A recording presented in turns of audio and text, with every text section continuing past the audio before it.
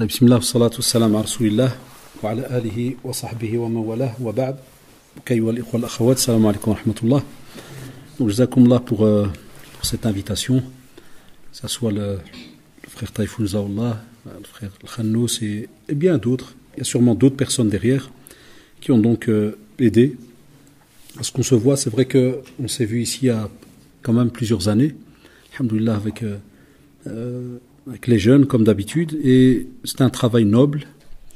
Je dis toujours à nos frères et sœurs qui s'occupent d'une mosquée, je leur dis une drôle de phrase qui est: quand tu vois dans une ville ou dans un pays combien d'habitants il y a.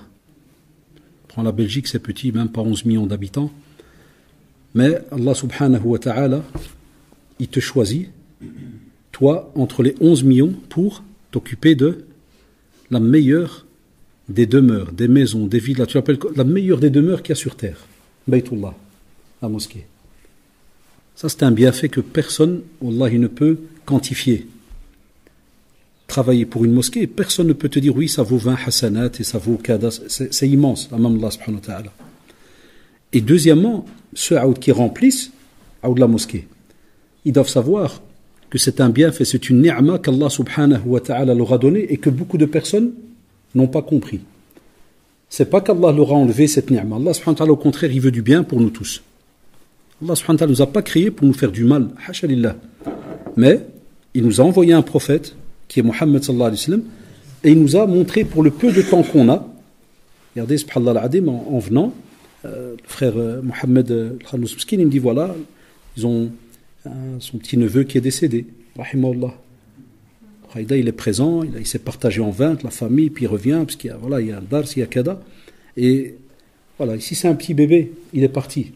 Mais il est parti où?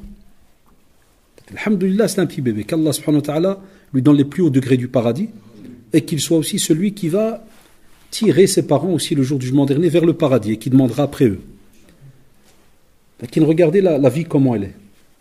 C'est-à-dire Allah subhanahu wa ta'ala, il nous a mis, il a envoyé un prophète, il nous a, sallallahu alayhi wa sallam, nous a donné tout un mode d'emploi pour une petite période très courte. On ne sait pas combien on va vivre. C'est un petit bébé, 9 mois, yaka Mohamed. 9 mois, regarde.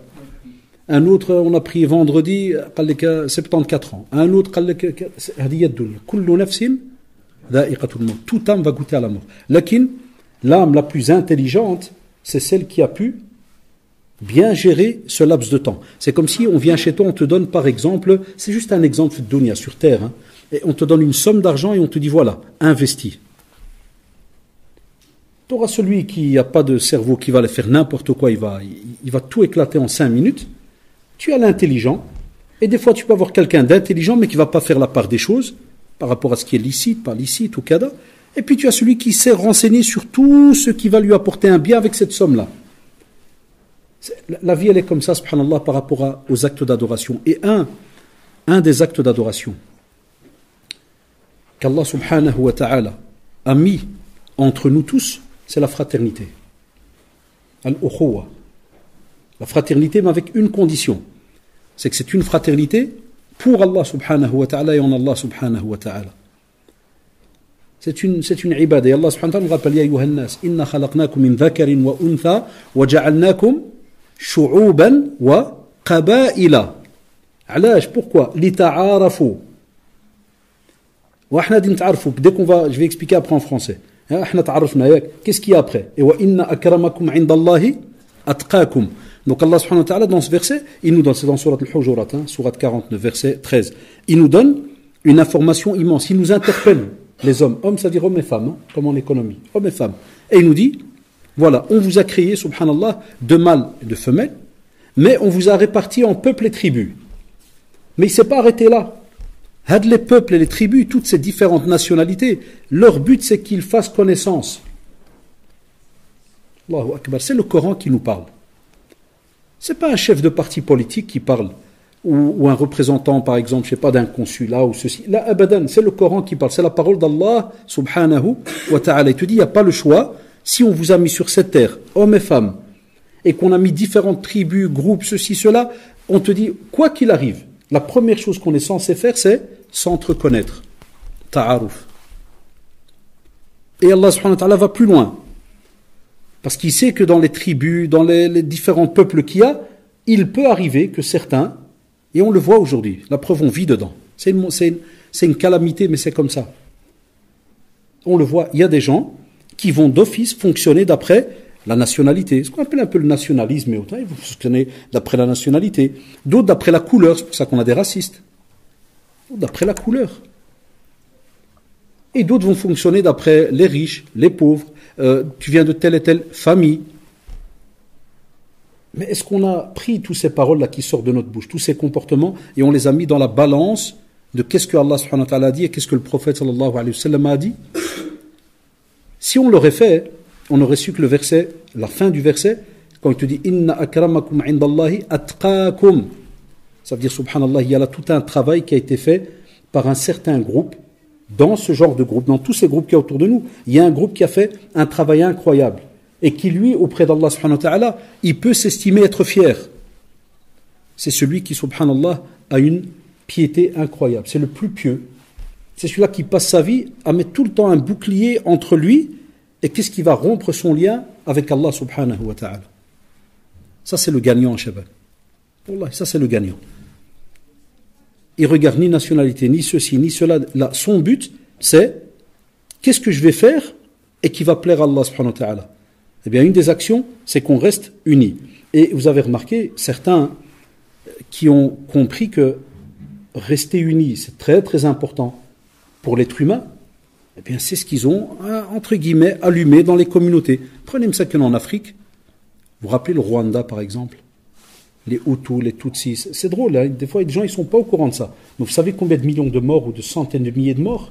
À cause de quoi? À cause d'une tribu? Que moi, je suis de telle tribu et toi, tu es? Ben, c'est ce que le prophète, sallallahu alayhi wa sallam, a interdit. Et c'est pour cela que, quand on dit l'interdit, dans un hadith, subhanallah, authentique, le prophète sallallahu dit qu'un arabe n'a pas de prééminence. Ça veut dire qu'il ne doit pas croire qu'il est au-dessus d'un non-arabe. Et il va plus loin. Il donne l'exemple qui se passait, subhanallah, à la Mecque. Et il dit, un Quraishite par rapport à quelqu'un qui vient de l'Habasha, c'est-à-dire le côté de l'Éthiopie actuelle, par exemple. Il dit, il n'y a pas de... C'est pas parce que tu es Quraishite. Les Quraysh et Shabab, c'est la fameuse tribu qui a vécu à la Mecque. Et imaginez, il y a la Kaaba, c'est eux qui sont les garants de la Kaaba, de la maison d'Allah subhanahu wa ta'ala, donc c'était une fierté pour eux. Le prophète sallallahu alayhi wa sallam, il les a arrêtés directement. Il leur a dit la seule différence, c'est quoi? La piété de nouveau. C'est dans le hadith authentique. Il habite taqwa. La piété. On n'a aucun souci avec ce qu'on appelle le côté nationalité, race, ceci, cela. Il te dit abadan. Et imaginez-vous, lorsque je parle de cette question de racisme, il y a même une histoire très rapide, subhanallah, avec Abu Dhar radiyallahu anhu et Bilal radiyallahu anhu. Vous savez que Bilal était de couleur noire. Et Abu Dhar radiyallahu anhu, en résumé, il y a eu un petit malentendu sur quelque chose, et apparemment, on comprend du texte que Bilal radiyallahu anhu a fait une remarque à Abu Dhar, normale. Et Abu Dhar miskin radiyallahu anhu, ça reste un être humain. Il s'est un peu emporté. Et on dit dans une narration, comme s'il lui a dit, même toi, le fils de la noire, Ibn Saouda, ça veut dire celle que sa mère est, donc ton fils elle est noire, il est noir, donc il lui dit, même toi, Kada, et subhanallah, Bilal radiyallahu anhu, ça a été lourd pour lui d'entendre ça. Ça a été très lourd. Il a été touché. Il lui a dit, Wallahi, je vais aller le dire au prophète, sallallahu alayhi wa sallam. Il ne l'a pas insulté. Et il ne l'a pas rabaissé ni quoi que ce soit. Mais il a été chez le meilleur des professeurs qu'il y avait autour d'eux. Ceux-là qui les a éduqués, les rabbahum. Il était chez le prophète, sallallahu alayhi wa sallam. Le prophète, il l'a appelé, Abu Dhar. Et il lui a rappelé que cette manière d'attaquer la couleur ou la race ou ceci ou cela, il lui a dit ça, c'est ce qu'on retrouvait fil jahiliya, dans la période pré-islamique, où il n'y avait plus de règles entre les gens. Où le riche tuait le pauvre et ainsi de suite, et chacun écrasait l'autre. Parce que vous savez, à la Mecque avant, si vous lisez un peu l'histoire, on avait les notables, la bande Abu Lahab, Abu Jahl et autres, tous les grands, et puis on avait les gens normaux, qui avaient des petits commerces par-ci, cela, et puis il y avait les servants, les esclaves, donc c'était vraiment le groupe qui avait plus aucun droit. Et le prophète il vient, Bilal radiallahu anhu était un esclave, vous vous rappelez, hein? Et puis subhanallah, il devient un des plus grands compagnons que l'histoire a cité et que la terre a porté. Et on continue, qu'est-ce qui se passe alors?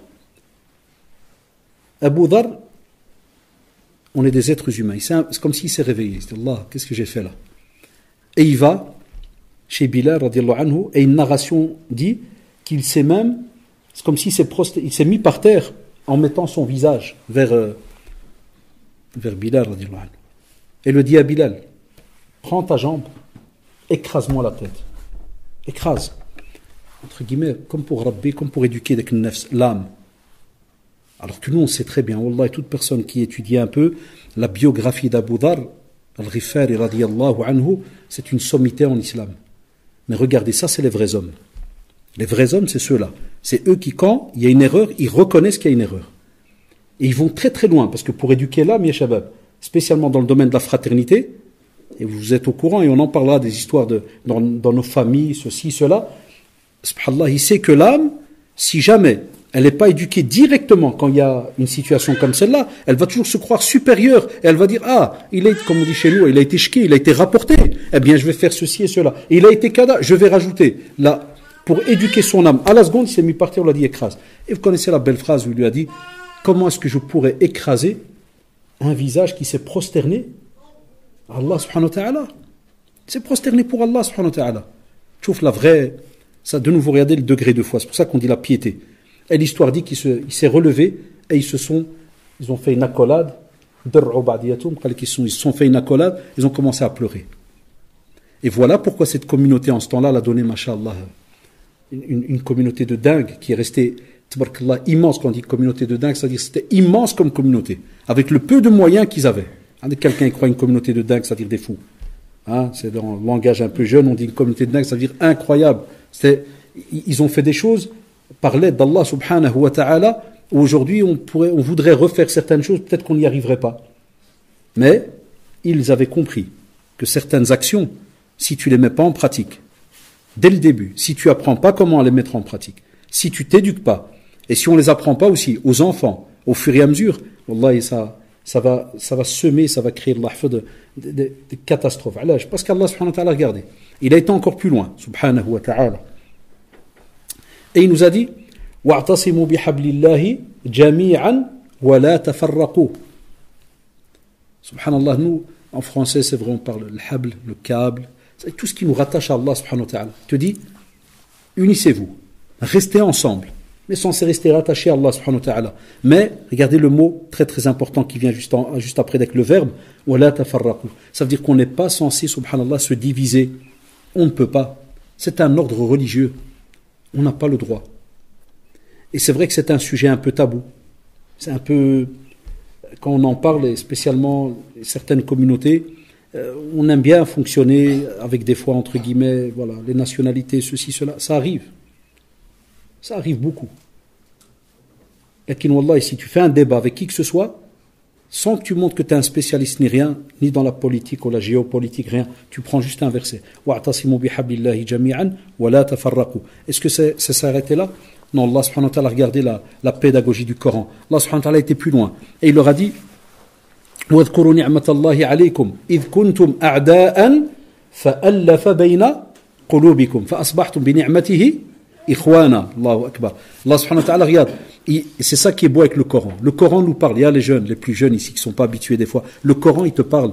Il y a des phrases, subhanallah, quand tu les lis, Allah subhanahu wa ta'ala fait même comme s'il fait un cours d'histoire. Il rappelle à ceux-là qui sont unis. Il leur dit, s'il vous plaît, n'oubliez pas qu'avant, vous étiez des ennemis. Imaginez, quand le prophète sallallahu alayhi wa sallam est venu, il a commencé à parler d'islam. Prenez le calife qu'on aime tous, on les aime tous, hein. Mais prenez par exemple Omar ibn Khattab, qu'on le cite souvent, parce qu'il était très dur avant qu'il soit musulman. Très dur. Dès qu'il voyait quelqu'un qui rentrait dans l'islam, wallah, vous savez ce qu'il faisait, parce qu'il radiyallahu anhu. Il le surveillait, il allait jusqu'à la sortie de la ville de la Mecque. Il dit, viens toi, où tu vas? Parce qu'il y avait la hijra. Tu vois, ils partaient tous vers Médine, ce nouveau, entre guillemets, petit pays musulman. Ils partaient tous vers là. Viens, où tu vas toi? Il attrapait certains, il donnait ça. Allez, retourne à la maison. Ah oui, parce que la ville se vide. Et puis, subhanallah, regardez, il est là, la Mecque. Il y a des gens à Médine, mais au moment même, c'est des ennemis ou pas? C'est des ennemis. Et quand il est devenu musulman, qu'est-ce qu'ils sont devenus? Les plus grands des amis. La preuve, ya shabab, combien il y a les jeunes, vous ne trouvez pas de hadith, où il dit, j'étais moi, Abu Bakr et Uthman. j'étais moi, Ali et Kada, j'étais moi, et tout le temps, tu les trouves tout le temps ensemble. Et spécialement le trio, prophète sallallahu alayhi wa sallam, Abu Bakr et Omar, tout le temps ensemble. Et quand vous allez lire la biographie de Omar radiallahu anhu, c'était un pur et dur. Et après, c'est devenu ce qu'on appelle, c'est l'ombre, lui et Abu Bakr, c'était l'ombre du prophète sallallahu alayhi wa sallam, tout le temps présent, jusqu'à la mort. Il va plus loin, Allah subhanahu wa ta'ala. Il dit que c'est lui qui a réconcilié ses cœurs. Et puis il leur dit فَأَصْبَحْتُمْ بِنِعْمَتِي إِخْوَانًا. Eh bien, avec ce bienfait qu'Allah subhanahu wa ta'ala a donné, vous êtes devenus des frères. Il y a des deux nouveaux, subhanallah, la fraternité qui revient. Tout le temps, tu vas retrouver ce mot qui va revenir. Et on va plus loin. On va plus loin. Allah subhanahu wa ta'ala, lorsqu'il a demandé aux musulmans de patienter à la Mecque, vous vous rappelez, il y a eu des tortures, persécutions. Ils ont même pris un groupe de musulmans et ils les ont jetés dans le désert, juste pour leur faire dégoûter de cette histoire de ce fameux nouvel islam qui apparaît. Ils leur ont fait un tas d'exactions. Il y a eu des embargos, ils leur ont pris leurs affaires. Ils les ont d'une certaine manière massacrés. Et subhanallah, juste après, certains ils attendaient. Et ils venaient, est-ce qu'il y a moyen de faire quelque chose? Ya Rasulallah, là. Ni attentat, ni on vient tuer en cachette. Ils auraient pu, là, abadan, c'est pas le comportement du musulman. Là, et il y a des liens de fraternité des fois. Non, attendez, jusqu'à ce que l'ordre est venu pour qu'ils quittent d'abord la Mecque pour aller où? Qui se rappelle la première hijra, elle s'était fait où? Le Habasha. Ils sont partis vers plus ou moins le côté de l'Éthiopie, comme on dit entre guillemets aujourd'hui. Et là, il y avait le Habashi, le Néjus, il gouvernait, il était chrétien. Mais le prophète Hassim l'a dit, c'est quelqu'un de juste. Là, le musulman, quand il parle, même s'il parle d'un non-musulman, wallah, il reste juste. Il dit, c'est quelqu'un de juste. Et puis, subhanallah, Allah subhanahu wa ta'ala a fait que juste après cette hijra-là, il y a eu des déplacements, d'autres mini-hijra, il y a des petits déplacements, mais on arrive à la grande hijra où c'est le prophète sallallahu alayhi wa sallam avec Abu Bakr qui sort de la Mecque. Donc tout ce groupe arrive à Médine. C'est nouveau parce qu'il y a eu des allégeances, il y a eu le bay'a, ils ont donné leur parole, ceux de Médine, l'Ansar, comme on les appelait les jeunes, c'est l'Ansar, ceux de Médine. Et ils lui ont dit à Rasulullah, tu viens, tu es sous notre protection. Taïb. Mais Shabab, ce qui nous intéresse alors pour notre petite rencontre d'aujourd'hui, ce petit rappel, quand ils sont arrivés à Médine, tous les professeurs, les machères, quand ils font la khutwa al-jumu'ah akada, ils te disent que quand le prophète sallallahu alayhi wa sallam est venu, on entend souvent cette phrase, il te dit Akha bayna al-muhajirin wal ansar. Il a fraternisé entre ceux qui ont fait la hijra, ceux de la Mecque, et ceux de Médine. Parce que ceux de Médine, on les appelle les ansar. Allahu Akbar. Première action, qu'est-ce qu'il a fait? Il a fraternisé. Et de nouveau, regardez quel bénéfice immense il y a. Vous savez pourquoi fraterniser? Parce qu'on a un groupe qui arrive de l'autre côté. Mais ils ne sont pas venus comme aujourd'hui quand on déménage. On a des camions, c'est juste ou pas? Plein d'affaires. Non, il y en a qui sont partis wallah, avec leur chameau et de quoi boire et manger avec des dattes sur la route. Rien. Même pas une assiette. On va arriver de l'autre côté. Il y a des gens qui vivent à Médine. Et Médine, machallah, elle est connue. Hatta, subhanallah, le climat, il y a les jeunes de Médine. Et les palmeraies, des grands jardins de palmiers. Il y a des choses que tu ne trouves pas à la Mecque. Ceux qui ont fait l'Umrah, ils ont vu. Médine, subhanallah, mirtaha, c'est apaisante comme ville. On sait qu'il peut arriver qu'un groupe qui arrive, ils n'ont rien ça vous rappelle quoi aujourd'hui? Les réfugiés, les migrants. Toujours l'histoire, comment elle se répète, subhanallah. Regarde, wallahi, il faut que chaque jour qu'on ouvre les yeux à les jeunes le matin, qu'on soit heureux de ce bienfait immense qu'Allah nous a donné d'être musulman. Wallah al-Adi. Le musulman, il n'a pas peur que sa nourriture va diminuer. Jamais de la vie. Jamais. Il y a des gens aujourd'hui, ils sont en mode panique parce qu'on a des immigrés qui arrivent, ou on les appelle comme on veut. Là, le prophète sallallahu alayhi wa sallam, justement, pour qu'il n'y ait pas ce qu'on entend encore aujourd'hui, qu'est-ce qu'il leur a dit? On fraternise. Celui-là qui vient de la Mecque, c'est ton frère. À un point où ils ont fait des choses mais incroyables qu'aujourd'hui on aurait du mal à le faire, ils ont même partagé des terres, des maisons, des avoirs. Puis d'autres choses que c'est rare, je cite Alhamdoulilah, parce qu'après, si jamais quelqu'un y réécoute, il va dire c'est quoi ces histoires-là? Ah non, alors que c'est dans notre foi, ça existait. Même si quelqu'un était marié plusieurs épouses, ça arrivait, ils discutaient. Parce qu'il y a 1400 ans, ça se passe, hein, c'est pas hier. Hein. C'était une autre manière de vivre. C'est pour ça que certains rigolent et quand tu l'expliques toujours, certains ils sourient. Parce que c'est 1400 ans. Il y a des gens, quand tu lui parles de ça, ils croient que c'était avant-hier. Là, c'est pour ça qu'on rigole à la seconde. C'est quoi ce truc de fou? C'est la folie. Non, c'est 1400 ans et c'est un contexte, un système incroyable. Et subhanallah, il y en a qui, comme on ne lit pas l'histoire, ils croient que on forçait une femme à divorcer de l'un, puis elle devait aller se marier avec l'autre. Jamais de la vie. La preuve, on est même venu chez Abdurrahman ibn Aouf. Toute la fraternité. Vous savez ce qu'il faisait le prophète, sallallahu alayhi wa sallam, les frères et sœurs? Wallah, il venait par exemple, il prenait un compagnon de Médine, une famille de Médine, et il devait s'occuper d'une famille qui vient de la Mecque, pour dormir, la maison, cada, manger. Il prenait aussi quelqu'un de Médine, ou bien de la Mecque, pour apprendre la religion à d'un groupe qui vient à peine de se reconvertir à l'islam. Tout un système il y avait. Et Abdurrahman ibn Aouf, donc, comme vous avez compris, chaque personne qui venait de la Mecque, on lui trouvait un compagnon de Médine. C'est comme un binôme, s'associer à lui. Et alors il partage des choses. Et regardez, subhanallah, Abdurrahman ibn Aouf, radiyallahu anhu, quand il est arrivé, et que on lui a dit, voilà, toi, tu vas être, Inch'Allah, le second, tu vas être le frère de un tel, et que ce compagnon lui a fait comprendre, choisis, qu'est-ce que tu veux? Ça, on a la preuve que, subhanallah, les hommes, il lui a dit, non. Il a dit, Dallouni à la souq al-Madina, montrez-moi le marché de Médine. Il a acheté, il a pris un peu de beurre, un peu de, quelques petites dents, il a commencé à les vendre. Jusqu'à ce que, subhanallah, il est devenu un des compagnons les plus riches. Et il n'a rien partagé. Vous avez le droit de rester contre le chauffage, hein, ça, faut pas. Ah, d'accord, d'accord. Quand il passe après, vous retournez. Parce que je sais c'est quoi avoir mal au dos, ne vous inquiétez pas, il ne faut pas être gêné. Donc, tu vois, subhanallah, le prophète, sallallahu alayhi wa sallam, même quand il leur a dit, du moment que tu le montres, il leur a dit, vous pouvez partager, faire et tout, même comme ça, subhanallah, il leur a dit, non, montre-moi le marché de Médine, et donc je vais aller. Eh bien, subhanallah, cet acte que le prophète, sallallahu alayhi wa sallam, a fait, pourquoi? Parce que, écoutez-moi bien, il est arrivé que des compagnons comme Abu Bakr, radiallahu anhu, vous savez très bien que quand il était à la Mecque, c'était quelqu'un de réputé ou pas? Très réputé. Est-ce qu'il était noble, mashallah, connu? Na'am. Respecté chez les Arabes. Et le problème, c'est qu'il a quitté Médine avec un chameau, avec le prophète sallam, et on parle d'à peu près 5000 dinars ou dirhams. Il avait une certaine somme. Tout le reste, mais ce qu'il n'a pas pu prendre. Le souci, qu'est-ce qui se passe? Parce qu'on est des êtres humains. Là-bas, tu étais un riche. Tu arrives maintenant à Médine. Tu n'as presque rien. Qu'est-ce qui peut arriver? Shaitan Allah, qu'est-ce qu'il peut faire? Genre, c'est toi maintenant qui es venu chez nous. C'est juste ou pas? Salam là. Là. Pour ça, le prophète, sallallahu alayhi wa sallam, quelle belle éducation. Et c'est ce qui a fait que les compagnons sont restés unis. Il a dit non, vous êtes tous des frères. Chacun partage, fait ceci, cela, et ils se sont arrangés entre eux. Hatta même, le prophète, sallallahu alayhi wa sallam, a été plus loin, il y a les jeunes. On doit garder ces renseignements dans notre tête. Le prophète, sallallahu alayhi wa sallam, a été plus loin. Vous savez ce qu'ils ont fait? Même dans la mosquée de Médine, c'est la première chose qu'il a bâtie, c'est la mosquée à Médine. Même dans la mosquée, à l'arrière, comme ici vous avez par exemple ce petit rideau, il y avait ce qu'on appelle al-sofa. Les tout pauvres, parmi ceux de la Mecque qui étaient venus, et spécialement les célibataires, les jeunes qui n'étaient pas encore mariés, kada et tout. Enfin, il les a mis, ils étaient à l'arrière, et alhamdoulilah, beaucoup se trompent. Ils croient que c'était des profiteurs.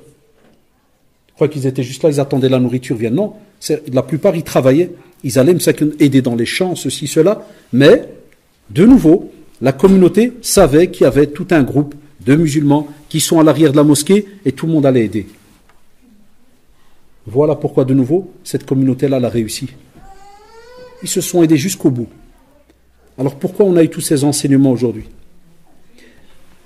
Parce que, comme j'ai dit dans l'introduction, on vit ici sur terre. Et puis qu'est-ce qu'on a dit tout à l'heure? Un jour on meurt. Qui dit mourir, dit bénéfice ou pas? Soit de bénéfice, soit de rien. Si on meurt avec rien, c'est catastrophique. On meurt avec des bénéfices, avec des hasanat et autres, on se dit alhamdoulilah, on a fait un pas. Enfin, dans le domaine de la fraternité, il y a aussi un bénéfice.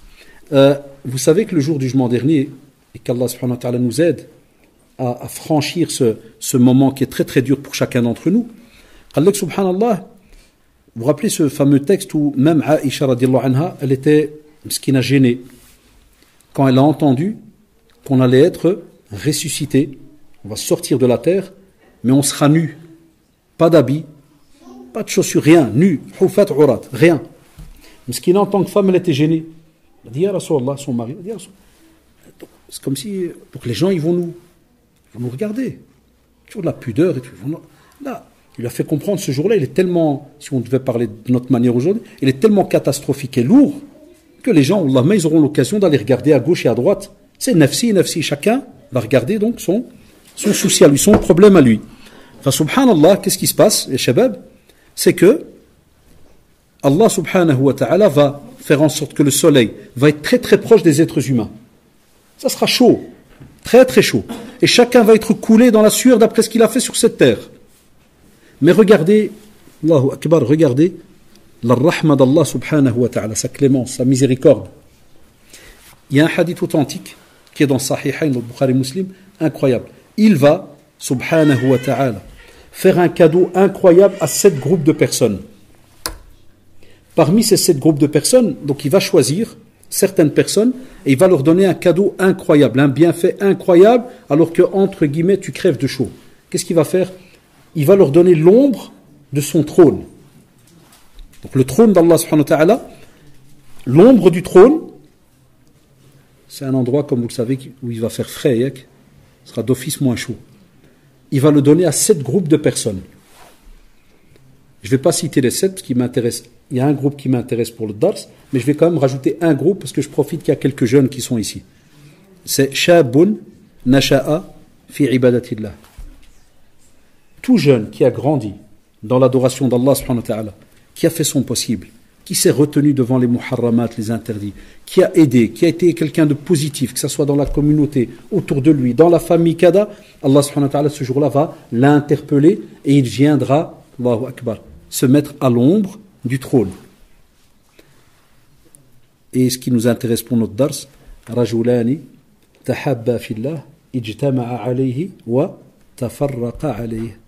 C'est-à-dire 2 hommes qui se sont aimés en Allah. Et quand ils se sont aimés en Allah et qu'ils sont restés ensemble, c'était pour Allah subhanahu wa ta'ala. Et le jour où ils se sont séparés, c'est en Allah subhanahu wa ta'ala.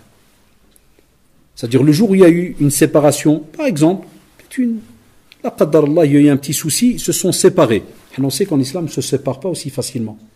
Mais ça, c'est le cas le plus extrême. C'est comme si cette personne, elle devient même, entre guillemets, catastrophique par rapport à ta pratique, à ta vie en tant qu'être humain normal sur terre, que musulman, kada, qui te pousse vers le mal, et que tu conseilles, et autres, et il n'y a pas moyen que cette personne revienne. Et que tu sens qu'au plus, et ça les jeunes c'est important pour vous, que tu sens qu'au plus tu restes avec cette personne, au plus, excuse-moi du terme, tu fous en l'air ta vie. Wallahi, au plus tu restes. Ça ne veut pas dire, entre guillemets, que dès qu'on a quelqu'un qu'on connaît depuis qu'on est petit, au quartier, qui est un peu tordu, là, qui fait des trucs bizarres, que ça veut dire celui-là, on met une croix. Non, non, jamais. Tu gardes un lien, mais c'est un lien avec un espace.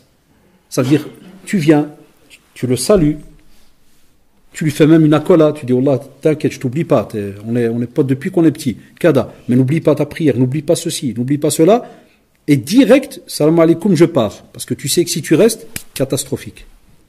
Il va te pousser à aller faire quelque chose. Tandis que la première partie de la phrase, ceux qui se sont aimés en Allah, ça veut dire c'est ceux qui n'ont jamais mis dans leur amitié de l'argent. Parce qu'aujourd'hui, combien d'amitiés on a où c'est rattaché à l'argent? Combien d'amitiés on a parce qu'un tel y paye?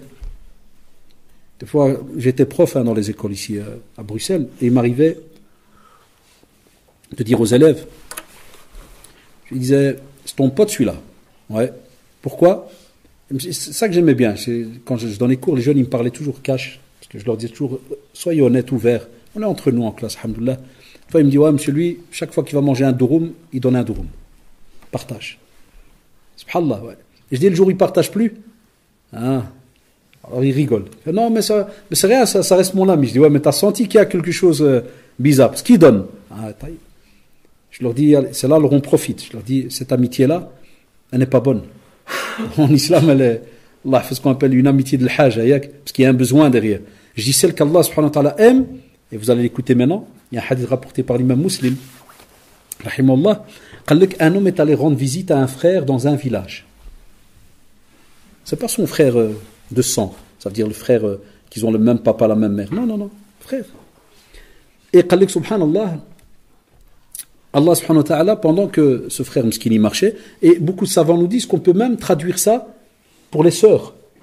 Et même si une sœur elle fait ce que je vais expliquer, c'est la même chose, subhanallah. Il dit, il marchait, et Allah subhanahu wa ta'ala a envoyé, pendant qu'il marchait, un ange. Et l'ange, comme vous le savez, sur ordre d'Allah subhanahu wa ta'ala, il peut prendre la forme d'un être humain. Donc il est venu, il lui a dit, où est-ce que tu vas? L'homme lui a dit, je vais rendre visite à un frère dans ce village, parce que c'est un village voisin. L'ange lui a demandé, il lui a dit, est-ce que tu vas pour lui demander un service? Il lui a dit non. Donc pourquoi tu y vas? Je vais le voir parce que je l'aime en Allah. L'ange lui a dit, je t'informe que je suis un messager d'Allah subhanahu wa ta'ala et qu'Allah t'annonce qu'il t'aime. Donc je suis venu pour t'annoncer justement qu'Allah te dit quoi? Il t'aime, yuhibbuk. Ça veut dire Allah t'aime comme tu as aimé ton frère pour lui. Une fois en classe, je l'ai déjà raconté dans un dars, une fois j'avais écrit sur le tableau, j'ai écrit l'amour. L''amour. Et puis je me retourne, je regarde les jeunes. Alhamdoulilah, ils sont assis en classe. Vous savez, les bancs, chacun l'un à côté de l'autre. Puis je dis, les gars, donc, alhamdoulilah, tous musulmans, ouais, kada, ouais, musulmans. Je dis, c'est quoi le mot au tableau? Ouais, monsieur, c'est l'amour, kada. Ouais, je dis, on doit avoir entre nous de l'amour. Ouais, monsieur, kada. Je dis, chacun, il regarde son frère qui est à côté, et donc il prend dans ses bras, il lui dit, je t'aime. Arruina en classe. Wallah, les frères Arruina, ils m'ont fait. Ah, monsieur, c'est quoi ce cours? Ouais, là, ils deviennent tous des cheikhs, hein. Comme ça, Wallah, ils commencent à me dire, crains Allah. Ça me gars, Ustad taqillah. Donc j'ai apporté un haram en classe. Il dit, ah, monsieur, crains Allah. Je dis, les gars, alors pour rigoler que je prenais mon cahier, je dis, les gars, c'est un exercice, je mets des points. Yallah, bismillah, j'arrivais devant le banc, arafti, wallah, c'est comme s'il devait vomir. Je dis, tu frère, tu le fais, voilà, t'as des points, mashallah, c'est un exercice. Et tu le vois, presque il pleure, ah, monsieur, wallah, haram, tu peux pas, et il le prend comme ça, b'dra'i. Moi, je les ai hammar tous, ils ont tout fait. Après, je me suis assis, je dis, Shabab, vous imaginez dans quel état on est? Et wallahi, j'ai profité après de leur parler de leur famille. J'ai dit à certains, qui a des frères et sœurs? La plupart, ils ont levé la main. Vous savez très bien que nous, en général, alhamdoulilah, dans nos familles, c'est rare qu'on a un enfant unique. Ça existe, mais c'est pas la majorité. La plupart, tabarakallah, on a des. Je dis qu'il y a des frères et sœurs. Wallah, les frères et les sœurs qui m'entendent, c'est des exercices que je faisais souvent avec des classes. Je demandais à un, je lui dis, frère, c'est quand la dernière fois que tu as pris ta sœur dans tes bras? Tu l'as dit, ma sœur, wallah, je t'aime, t'es ma sœur, alors, ça part en rigolade directe. Et ils deviennent rouges. Ah, monsieur, wallah, aujourd'hui t'exagères. Monsieur, change de cours, parle-nous des Illuminati, c'est bien les jeux, direct Illuminati, le dollar avec les yeux. Je dis non. Je dis aujourd'hui, wallah, vous sortez d'ici. 2 heures, on va parler de ça. Alors, ça qui se reprennent, levez la main. Wallah, très très rare. Ah, monsieur, c'est tout, c'est ma soeur, c'est tout. Non, dans tes bras, tu la gardes bien dans tes bras, tu dis, wallah, ma soeur, tout ce que, quand tu veux, je suis là. La plupart, ils te font. Certains m'ont dit, ouais, quand il y a l'Eid, je donne une bise. L'Eid. D'autres, ils m'ont dit, ouais, monsieur, quand on était petit. Ça aussi, c'est très grave. Quand ils sont petits, vous avez remarqué, donne un bisou à ton frère, donne un bisou à ta soeur, quand ils sont petits. Et j'ai jamais compris où est-ce qu'on a trouvé ça. Dès qu'ils arrivent à un certain âge, là, je sais pas, nous on a rendu nos petits gamins, on les a rendus des hommes avant l'heure. Dès qu'ils commencent à avoir 60 cm, Allahu a'lam, je sais pas, c'est quoi la taille d'habitude d'un petit comme ici? Combien tu mesures? 1m10? Non. Combien? 1m55. Ah, t'es déjà arrivé à 55, Allah yabarak. Ah ben c'est bien, ça tombe bien. Dès qu'il a avec le petit 1m50, c'est comme si on a devant nous un homme, et donc c'est déjà l'homme de la maison, là, pour qu'il va aller embrasser sa sœur ou son frère. Genre, subhanallah. Wallah, c'est lourd.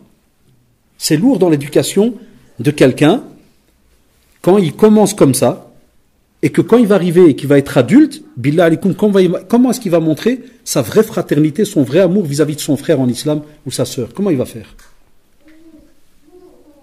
Et voilà pourquoi, je disais tout à l'heure, et je dis on va en parler, voilà pourquoi, quand on a des disputes ces derniers temps dans nos familles, alhamdoulilah, c'est ça qui est bien ici. On est musulmans, mais on est entre Marocains, Turcs, mais je crois que certaines maladies, c'est partout.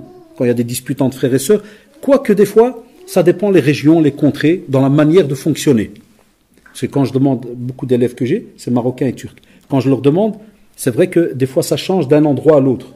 Dans le domaine de l'éducation, spécialement dans le domaine de la fraternité. Quand je leur dis, quand il y a un souci, qu'est-ce que vous faites? Il y a des parents, ils voient que le gosse, il ne parle plus à son frère. Et quand on demande aux parents, on dit, mais pourquoi? Qu'est-ce qu'il dit? Non, mon fils, c'est un ma'assab, c'est un énervé. Donc il a déjà un cachet. Ce type-là, il peut parler à personne toute sa vie à l'aise. Fait que non, c'est un nerveux. Et celui-là, non, celui-là, il parle trop. C'est normal qu'il ne lui parle pas. Et on met des virgules et on... Non, on ne peut pas. Wallahi, on ne peut pas. Et c'est ce qui a fait qu'aujourd'hui, ne le prenez pas mal, il faut bien me comprendre. C'est ce qui a fait que, à de la fraternité même mondiale, est-ce qu'on la ressent vraiment? Quand on entend par exemple les Rohingyas, ceci, cela, il y a que Syrie, tout ce qu'on entend. Je ne sais pas si vous avez remarqué, je ne demande pas qu'on soit triste 24/24, c'est pas demandé en islam, c'est pas ça.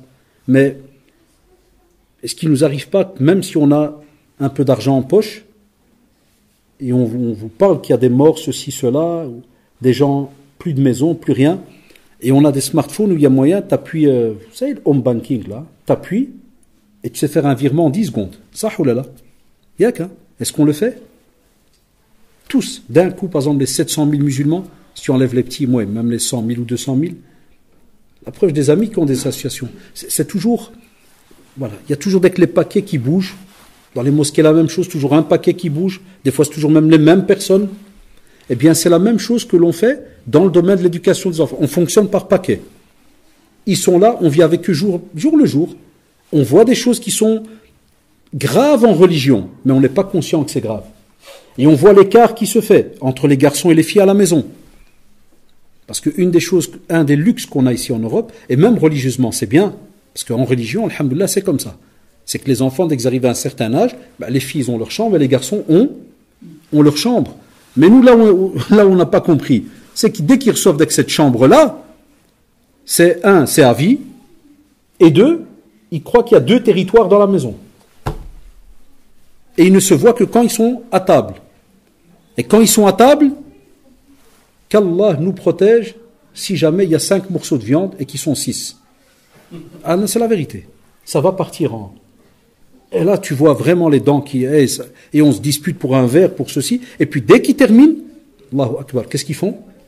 Fred, chacun dans sa chambre. C'est dommage parce que nos parents, ils nous ont pas éduqués comme ça. Nos parents, c'est normal, parce que moi je vous parle, je vais rentrer dans 48 et je suis né ici. Donc j'ai grandi, je suis le premier qui est né dans la maison, donc j'ai grandi encore avec le Baxter de l'éducation de nos parents du bled.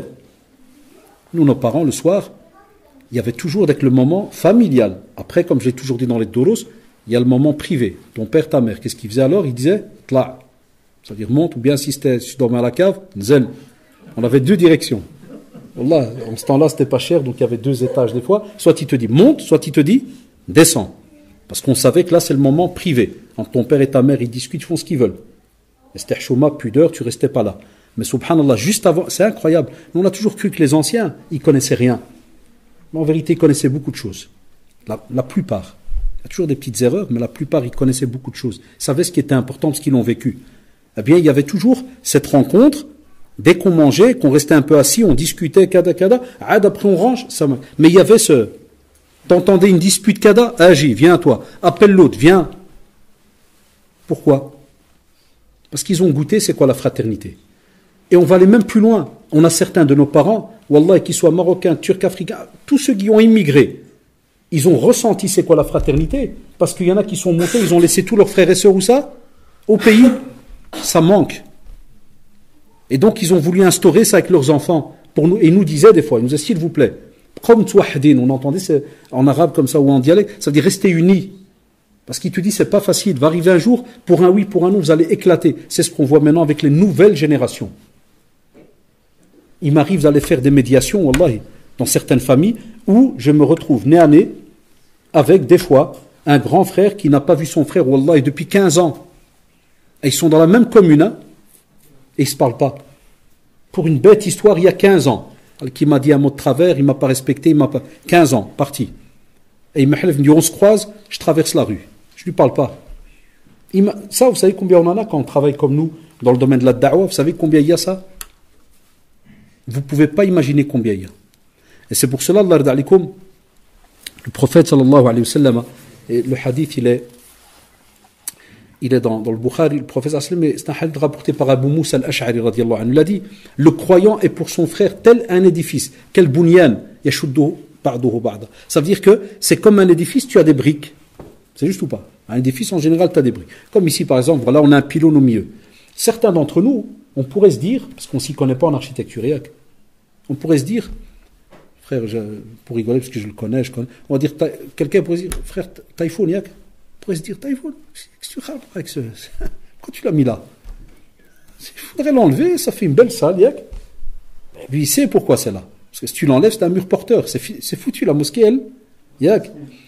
Allahu Akbar. Regarde quel bel exemple il a donné, sallallahu alayhi wa sallam, il y a plus de 1400 ans. Tu dis les croyants entre eux, et c'est la même chose même dans les familles. Mais ici, je vais plus loin parce que je reviens au but premier qu'on a, c'est la communauté. C'est qui te dit que la communauté, elle est faite de croyants. Eh bien, leur relation entre eux, par exemple, le frère ici avec ce frère avec celui-là derrière, celui-là avec celui-là, c'est comme un bâtiment. Quand tu as, par exemple, une bâtisse, tu as obligatoirement des briques qui doivent se mettre l'une dans l'autre. Et c'est pour ça que le prophète, sallallahu alayhi wa sallam, dans le hadith, il dit, Abu Moussa, il dit même que le prophète m'a même croisé les bras, les doigts, afwan, pour montrer comment ça se passe. Et au plus, les briques se croisent, ceux qui s'y connaissent dans le bâtiment, ils le savent, hein, au plus ça se croise bien, au plus ça, c'est solide, ça tient. Alors, ya shabab, petite question très simple. Si le prophète sallallahu alayhi wa sallam a dit ça il y a 1400 ans, et écoutez bien, on sait que vers sa mort, il devait avoir dans les 100 000 compagnons, hommes et femmes. En vérité, c'est pas beaucoup, c'est juste. Et regardez combien il a répété ça. Et aujourd'hui, combien de musulmans sur Terre? On parle à peu près de combien? Combien? Plus d'1,5 milliard. Et ce 1,5 milliard, sincèrement, il est comment? Comme il dit le frère, genre, laisse tomber. Il a dit le prophète, parce que dans un autre hadith authentique, je le résume, quand il aura fait, alors que les compagnons, ils écoutent, ils sont là, ils l'entendent, et puis il leur dit, va arriver une période où certaines communautés vont se jeter sur vous, ça veut dire que vous les musulmans, comme si tu prends par exemple une gamelle, et tu as par exemple des chiens affamés qui n'ont pas mangé depuis longtemps. À peine tu déposes l'assiette par terre, qu'est-ce qu'ils font? Ils sautent dessus direct. Les compagnons, imaginez, mettez-vous à leur place. Tabarakallah, Médine, mashallah, c'est tout, elle est immense. La Mecque même, quasi, on va dire, la Mecque est reprise, tout va bien. Et ils ont dit, est-ce qu'à ce moment-là, on va être très peu, ya Rasulallah? Comme pour dire, tout ce qu'on a maintenant comme musulmans, là, ça veut dire que plus tard, il en restera 10, 15, 20, pour que vraiment on va nous tomber dessus comme ça? Il lui a dit non. Vous serez beaucoup. Là, qu'il a donné une belle image. Là, qu'il n'a comme Routha, car Routha Sail. Vous savez, c'est quoi ça, les jeunes? Routha, car Routha Sail. Vous avez tous déjà été à la plage, au bled. Quand une vague, elle arrive, au début, elle est immense. Il y a plein de mousse. Puis dès qu'elle repart, chaht. Il n'y a plus rien. Même dès que la mousse l'attend, tu la vois partir, elle est éparpillée. Ça, c'est l'exemple qui est donné. 1,5 milliard, mais dans la réalité, la poussière. On ne voit pas cette fraternité, au sens propre du terme. Et le prophète, sallallahu alayhi wa sallam, dans un autre hadith rapporté par le Bukhari et Muslim, il a donné l'exemple du corps, de nouveau, mais ici, dans un autre exemple, une autre image. Il a parlé du corps lorsque, spécialement, il y a un membre. C'est pour ça, il a dit, il a dit, subhanallah, l'exemple, de nouveau, des musulmans, des croyants, dans leur amour fraternel, entre eux, mutuel, et dans leur piété, subhanallah, l'un vis-à-vis de l'autre, il leur a dit, c'est comme l'exemple d'un corps. Si un membre, par exemple, moi j'ai un souci à la jambe, eh bien, tu as un souci, il est en bas, c'est incroyable, il est en bas, mais wallah, tout le corps il est mrououn. Ton cerveau il fait que penser, parce qu'il y a chaque fois des douleurs qui montent, ta jambe, le bassin, il est ouige, donc il fait aussi mal. S'il a, lui, la mal, la colonne vertébrale, regarde l'être humain, c'est incroyable. Eh bien, il donne le même exemple. On est censé, soi-disant, ressentir la même chose entre nous dans notre fraternité. Dès qu'il y en a un qui va mal, la communauté, elle va mal. Pas quand un, il va mal, nous, quand on discute, on dit, un exemple, ouais, tu vois le fils d'un tel, ouais, ah, c'est bizarre, il a arrêté la prière, il est toujours au coin là-bas. Mais c'est rien qui crève, quand même un crevard. Masha'Allah, belle da'wa, on l'a aidé, on l'a sorti de son trou, on a mis un cachet, on l'a déjà envoyé Jahannam, suivant, on entend souvent ça. Non, c'est un mskhot, ça veut dire que c'est un maudit d'Allah. Non, c'est un, je ne sais pas comment on dit en turc quand il y a un mot. Non, hein, chez nous on dit un mskhot. Si tu reçois ce cachet, t'es foutu. Si t'entends un jour quelqu'un dit mskhot, il y a l'autre mskhot qui est chez nous les Tangérois qui vaut la peine, c'est ce qu'ils appellent le spécialiste. C'est incroyable, c'est comme ça dans les langues. Chez nous, dès qu'on veut dire un spécialiste en électricité, je dis mskhot f'tricity. Alors que le mot mskhot, c'est grave. Celui qui a reçu la malédiction d'Allah subhanahu wa ta'ala. Parce qu'il y a dedans sakhatullah wa l'a'idu billah. Mais voilà, c'est des petits mots en dialecte, mais c'est important de faire la différence. Aussi, avant de passer au deuxième sujet qui est la prière, les savants aussi, ils ont dit la fraternité. Et ça touche peut-être même, que ce soit ici à la mosquée ou dans certains endroits, même à Bruxelles et autres. Il te dit, même si on diverge, ça c'est un point important, et qui touche la famille, comme on a dit, même s'il y a une divergence, Wallahi ya shabab, les savants sont unanimes, ils te disent que jamais la divergence nous pousse à rompre nos liens, Wallahi. Jamais nous pousse à manquer de respect. Jamais. Et je donne un simple exemple. Très connu chez les élèves parmi vous qui étudient un peu les sciences religieuses. Abu Bakr et Omar, radiyallahu anhuma jami'an. Est-ce qu'ils avaient des divergences ou pas entre eux?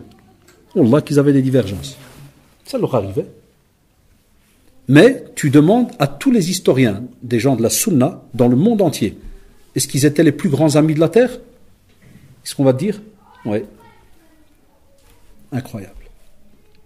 Ça, c'est ceux qui ont compris les textes, qui ont pris l'éducation du meilleur homme qu'il y a eu sur cette terre, le prophète sallallahu alayhi wa sallam. Aussi, on va plus loin, Allah d'alikum. Quand tu prends par exemple, et ça, excusez-moi, c'est important que les jeunes y soient au courant de ça.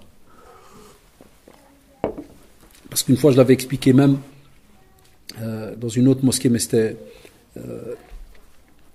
côté à Annecy, chez les frères turcs à Annecy. J'avais été invité là-bas. C'est en France, vers le côté de la Suisse. J'ai passé un week-end chez eux.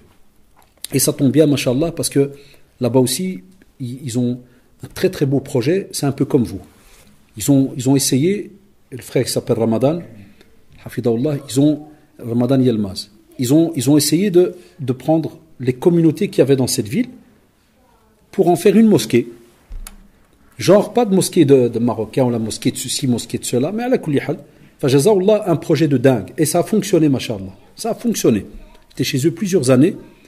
Ils ont bâti, mashallah, la mosquée, ils l'ont terminé, mohim, incroyable. Mais j'ai profité, pourquoi?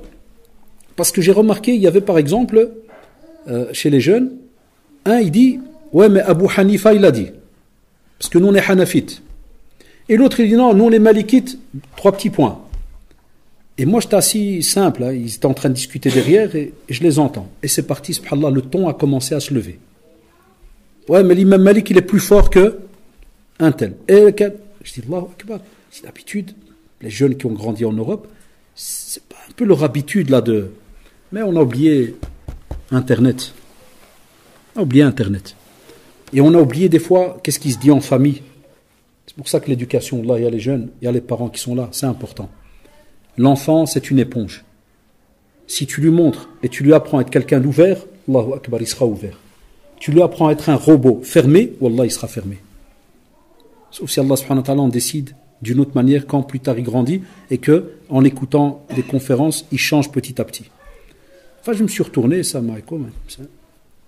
Je dis, vous connaissez ma tête? Ah ouais, ustad, professeur. Ouais. Je dis, excusez-moi. Je dis, on aurait dit un syndicat de l'imam Malik et un syndicat de l'imam Abu Hanifa. Alors ils ont souri. Il faut toujours dans la da'wa, toujours rentrer un peu en rigolant, comme ça détend. Je dis, c'est vous les représentants, il vous a laissé donc un testament de génération. Non, c'est pas ça, Mohamed, c'est bien. L'imam Malik, c'était l'imam de Médine, il est connu. Je dis, ah, frère, dis, je te défie de me sortir un texte. Et c'est là que des fois nos jeunes, jazaoumullah, ils parlent du cœur, mais des fois les connaissances ne sont pas là. Je lui dis, sors-moi un texte, et après, subhanallah, je lui dis, même attends, avant même un texte, je vais prendre trop loin, parce que j'ai toujours un stylo avec moi en poche, kada, il est là. Je lui dis, on va prendre une feuille, et je dis, je vais mettre une ligne, et mets-moi les années, quand est-ce que l'imam Malik a été présent, quand est-ce qu'Abu Hanifa, l'imam Shafi'i, et l'imam Ahmed, rahimahullah, quand est-ce qu'ils ont été présents dans l'histoire? Et je lui dis, on va faire un deuxième exercice, parce que je vais dormir ici. Je dis, ça tombe bien, on va qasar aujourd'hui, on va faire une soirée. Et je dis, deuxième exercice, sors-moi les phrases où, par exemple, tel imam a dit, l'autre, c'est un naze, il connaît rien, c'est moi votre cher. Je dis, parce que je suis un élève, donc tu me vois, barbe, elle commence à être grise, donc j'apprends tous les jours, donc expliquez-moi. Mais jazakumullah, les jeunes, ça, avec le respect et tout, modestie, il m'a dit non, il me dit, voilà, moi, dit voilà, moi, chez nous à la maison, on nous dit voilà, on est des malikites, l'autre il me dit non, chez nous, on est des hanaf. Allahu Akbar. Et c'est ce qui se passe même dans les mosquées ou pas? Ça arrive. Est-ce qu'il faut lâcher prise? Non. Il y a quelques années, j'ai été invité en France, je ne vais pas donner la ville, pour pas que ça gêne les frères quand des fois on met sur YouTube et ils entendent. J'étais invité en France. On m'a dit, dès que vous allez arriver, GPS et tout, on m'a dit, dès que vous allez arriver à la mosquée, vous allez trouver il y a une place, parking, une grande place, comme de marché. Il me dit, vous stationnez. Et il me dit, vous regardez, vous allez voir la mosquée, la façade, kada kada. Et nous, on va quand même vous rencontrer, vous faites un appel et tout. J'arrive, subhanallah, mais problème, je suis arrivé plus tôt, je ne voulais pas les embêter. Je stationne avec le frère qui m'a conduit en voiture, stationne, et subhanallah, la place, wallah, elle fait plus de 50 mètres de large. Je regarde, je reconnais la façade que le frère il m'a dit. Mais le problème, je regarde en face, wallah, 50 mètres, je vous ai dit, à peu près. Je regarde en face, et je vois une façade, mais on aurait dit comme les mosquées au bled. La décoration. Et subhanallah, hein, wallah, moi, sincèrement, je pensais que c'était un restaurant. Des fois, ça arrive que certains, quand ils ouvrent un restaurant, ils font une petite décoration à l'extérieur pour montrer que c'est un restaurant arabo, kada et tout. Alors, qu'est-ce qui se passe? Au moment où je sors de la voiture pour appeler, je vois deux pères qui viennent nager, et ils discutent, ils rigolent entre eux, puis à ce moment, ils se saluent, et c'était l'heure de la prière. Donc, dans quelques minutes, c'était le maghrib. Je vois le père, il va à la mosquée, et je vois l'autre, il traverse la place. Mais pour moi, il part. Et subhanallah, au moment où je dis à mon copain, je dis, viens, on va récupérer ce père, comme ça on gagne des hasanat, pour qu'il va prier à la mosquée. Bien, on n'a rien. Au moment où je dis ça, je reçois l'appel. Frère Moussama, comme c'est tout. Je dis, je suis là, mais je dis, attends une fois, parce que il y a un frère qui vient de quitter un ami qui est rentré à la mosquée. Et je dis, il va partir. Je dis, comme ça, on le fait rentrer à la mosquée. Il me dit, non, j'arrive, 2 secondes. Je dis, ça se fait pas. Pourquoi il me dit non? C'est quoi le résumé? Quand il est arrivé, le frère, 2 secondes après, il m'a dit, excuse-nous, ça c'est la mosquée des Marocains et ça c'est des Algériens là-bas. Wallah al-Adim, c'est pas loin ici de la frontière, hein, en France. Il m'a dit, laisse-le, il m'a dit, nos padres ici, nos pères, il m'a dit, voilà, ils sont Marocains, Algériens. Il me dit, c'est des amis de 30, 40 ans, mais pour la prière, c'est pas des amis. Ils vont là-bas, l'autre, wallah, il est dans la place. 50 mètres. Tu veux qu'Allah nous aide? Bilal, et qu'on voulait qu'Allah nous aide. 2018, 2010, on est encore dans ce système-là. C'est pour ça qu'on n'a pas réussi. Et comme ça dans plein de domaines. Sans oublier le racisme aussi. Je sais que ça ne va pas lui plaire, mais c'est rien, même s'il va s'énerver, après il va se calmer. Le frère qui a fait imam, c'est mon ami, c'est Mehdi, c'est un frère reconverti, belge, un vrai de vrai, de naissance, un vrai, 22, la preuve je ne connais pas son vrai nom de famille, je t'ai jamais demandé, je crois, non? Voilà, c'est un vrai belge, il s'est reconverti à l'islam combien d'années? Puis 96, Allah Ibarak, qui est devenu musulman. C'est lui qui a prié. Ici j'ai aimé, ça s'est fait automatique. La vérité, wallah, vous ne pouvez pas imaginer. J'étais assis là, j'avais des frissons. Je dis purée, cette mosquée, c'est des ovnis, c'est des martiens. J'ai rien entendu. Il est venu, Allahu Akbar. Wallah, tu fais ça dans certaines mosquées à Molenbeek, t'es mort. Tu m'amènes. Première remarque, va dire, c'est un Belge. Wesh, on n'a pas d'imam, wesh, on n'a plus de. Wesh, parce que je suis né à Molenbeek, j'ai grandi là. Wesh, on n'a plus de. On est loin. On est loin. J'ai 2 filles mariées. Un de mes beaux-fils, il est de couleur brun très foncé. Comme si on dirait noir. Mais c'est pas noir, brun très très foncé. Mais beaucoup ils savent pas qu'il est marocain. Je crois qu'il vient du Togo. Et très souvent, j'ai la remarque, c'est quoi? Ah, ta fille elle est mariée, ah ouais, c'est le type là-bas. Ouais. Ah, il est noir. Puis je rigole. Non, il est juste brun un peu foncé. Ah, non, mais c'est rien, l'aise, hein, Haddash, wallah, pas de... Non, l'aise, hein, c'est bien. Hein. Je les regarde, je dis, Allahu Akbar. Qu'est-ce que là? Où est-ce qu'il a? Et on s'étonne qu'Allah ne nous aide pas.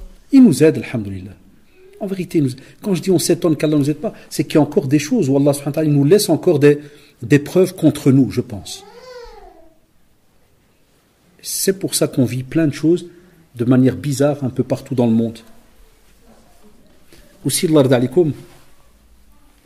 vous montrer que Allah subhanahu wa ta'ala, il nous éduque, écoutez bien, même les communautés, Allah, le Coran il est beau, hein, et ceux qui connaissent un peu le Coran, ils vont se rappeler direct, Allah subhanahu wa ta'ala dit وَالَّذِينَ جَاءُوا مِنْ بَعْدِهِمْ يَقُولُونَ رَبَّنَا اغْفِرْ لَنَا وَلِإِخْوَانِنَا الَّذِينَ سبقونا بالإيمان ولا تجعل في قلوبنا غلا للذين آمنوا ربنا إنك رؤوف رحيم الله أكبر. Très très beau. Vous le retrouvez dans la sourate 59, les jeunes, ceux qui veulent aller relire sourate Al-Hashr, verset 10. Ça veut dire qu'Allah nous a laissé subhanahu wa ta'ala une belle invocation. Pour nous, ceux qui vont venir après les conférences. C'est quoi? Après tous ces musulmans-là qui sont passés depuis des générations et des générations. En français, ça donne une part ira également à ceux qui sont venus après eux en disant Seigneur, ça veut dire Rabbana, Ya Allah, pardonne-nous, regardez le vrai musulman, la vraie musulmane, pardonne-nous, ainsi qu'à nos frères qui se sont convertis avant nous. Abu Bakr, radiallahu anhu, Omar al-Khattab, Talha ibn Ubaydillah, Zubayr ibn al-Awwam, Uzid, radiallahu anhum. Donc aujourd'hui, nous on répète ce verset, Allahu Akbar, après plus de 1400 ans, et Shabab. On le répète et on va le répéter Tarawih quand Ramadan va arriver. Aujourd'hui, après 1400 ans, Wallahi, on invoque encore à qui? À tous nos frères qui étaient déjà convertis avant nous. Et on continue, dit, et donc dans la dua, le musulman dit, fais que nos cœurs n'aient jamais de haine contre les croyants. Seigneur, tu es toute bonté, tu es toute compassion. Allahu Akbar. Qu'il n'y ait pas de haine. Et alors si ce sujet, Wallahi, je pourrais encore vous en parler pendant des heures et des heures et des heures. Wallahi, c'est incroyable. Mais, comme on dit souvent, il vaut mieux un sujet entre guillemets des fois un peu court et on garde certaines règles en tête que des fois trop. Ça veut dire quoi? Pour passer au côté pratique, avant de parler de la prière pendant un petit quart d'heure, il y a plein, je passe, parce que moi quand je prépare, je fais toujours long, parce que ça m'aide après pour d'autres sujets, mais il y a plein de hadiths et de versets qui nous montrent comment est-ce qu'on est censé être entre nous. Je donne un simple exemple, hadith d'Abu Hurairah radiyallahu anhu, rapporté par Muslim, et je terminerai sur celui-là. Prophète sallallahu alayhi wa sallam, ce hadith qui vous vous rappelez en arabe quand il a dit Iyyakum wa dhann, ça veut dire méfiez-vous des préjugés, car rien n'est plus trompeur que les préjugés. On commence chaque fois à avoir des préjugés sur l'autre, à cause de la nationalité, ceci, cela, kada. Il dit, faites attention. Il dit ne vous surveillez pas, ne vous espionnez pas, ne rivalisez pas entre vous, ne vous enviez pas, tu vois, avec la jalousie, le hasad, kada, ne vous enviez pas, ne vous détestez pas. Ne vous ignorez pas, soyez des serviteurs d'Allah fraternels, ainsi qu'Allah vous l'a ordonné. Rapporté par Muslim, hadith authentique. Tout ça depuis plus de 1400 ans. Ça nous est demandé tous les jours. Et ça nous est demandé que ça soit dans nos mosquées, dans nos quartiers, dans nos familles, dans le pays même, et dans le monde entier. C'est important, l'ard alikum. Ça veut dire quoi, Allah yazkoum bikhir? Ça veut dire que, en pratique, spécialement vous, petite communauté comme ça dans une petite ville, je ne pense pas qu'il y a que 20 ou 30 habitants ici. C'est juste ou pas musulmans. Il y a toute une communauté. Continuez à garder le meilleur des visages devant même celui qui, par exemple, ça peut arriver, a un avis qui est contraire pour l'instant, a une idée qui est contraire. Gardez, wallahi, toujours un visage souriant, même si c'est difficile des fois. Deuxièmement, mettez tout un effort pour essayer de rassembler la communauté. Même si un va se rajouter, même si dans 2 semaines, un autre va se rajouter. Wallah, chaque personne qui revient vers l'union, il a que c'est un bénéfice, vous ne pouvez pas imaginer devant Allah subhanahu wa ta'ala, le jour du jugement dernier. C'est immense. Et troisièmement, gardez toujours ce qu'on appelle une porte ouverte.